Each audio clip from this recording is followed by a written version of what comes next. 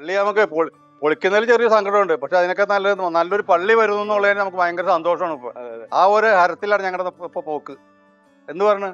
അത് തന്നെയാ. അതായത് നമുക്ക് ഇപ്പൊ എന്ത് പൊളിക്കാനും നമുക്കൊരു വിഷമമാണ്. പക്ഷെ ഈ നമ്മുടെ പള്ളി പൊളിക്കുന്നത് എന്തിനാണെന്ന് ആലോചിക്കുമ്പോഴാണ് നമുക്ക് സന്തോഷം വരുന്നത്. പുതിയൊരു ദേവാലയം, നമ്മളിപ്പോ വീടാണെങ്കിലും വീട് മോടി പിടിപ്പിക്കുകയാണെങ്കിൽ നമ്മൾ പൊളിക്കുമ്പോൾ നമുക്ക് സന്തോഷം വരും. പക്ഷെ നമ്മൾ പൊളിച്ചിട്ട് മറ്റൊരു പുതിയൊരു അധ്യായം നമ്മൾ തുടങ്ങിയാണ്. അപ്പൊ അത് തീർച്ചയായിട്ടും വളരെ സന്തോഷകരമാണ്. എല്ലാവർക്കും സന്തോഷം തന്നെ നൽകുന്ന ഒരു കാര്യമാണ്. ഈ അൾത്താരയിൽ നിന്നും ഒരുപക്ഷെ അനുഗ്രഹം വായിച്ച ഒരുപാട് പേരുണ്ട്. ഈ അൾത്താരയിൽ നോക്കി പ്രാർത്ഥിച്ച് നിയോഗം വെച്ച് സമർപ്പിച്ച് പ്രാർത്ഥിച്ച് ഇവിടെ തൊട്ടിൽ വേണ്ടി പ്രാർത്ഥിച്ച ഒരുപാട് പേര് ഉണ്ട്. അവർക്കൊക്കെ ഒരുപാട് അനുഗ്രഹങ്ങൾ കിട്ടിയവരുണ്ട്. അവരുടെ സാക്ഷ്യങ്ങൾ നേരിട്ടും അല്ലാതെ നമ്മൾ കേട്ടിട്ടുള്ളവരാണ്.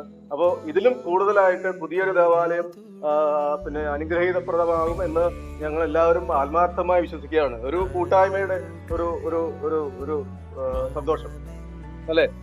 തീർച്ചയായും.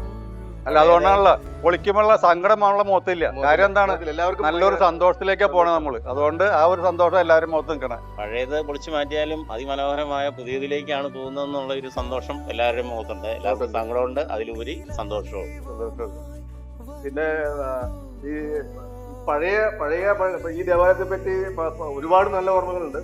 അപ്പൊ ഒന്ന് രണ്ട് കാര്യങ്ങൾ ഞാൻ പറയാം. അപ്പൊ ഈ ദേവാലയത്തില് ഈ ജാനാപ്പള്ളിയുടെ ഒരു പ്രത്യേകത, ഈ കോമ്പൗണ്ടിലേക്ക് കയറി കഴിയുമ്പോൾ നമുക്കൊരു പ്രത്യേക ഒരു വൈബാണ്.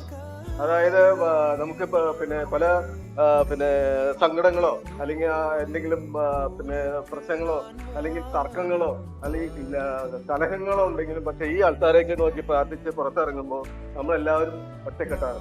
ഒരുമിച്ച് സംസാരിച്ച് തമാശ പറഞ്ഞ് ചിരിച്ച് കളിച്ച് അങ്ങനെ നല്ലൊരു വൈബ് ക്രിയേറ്റ് ചെയ്തൊരു സ്ഥലമാണ്.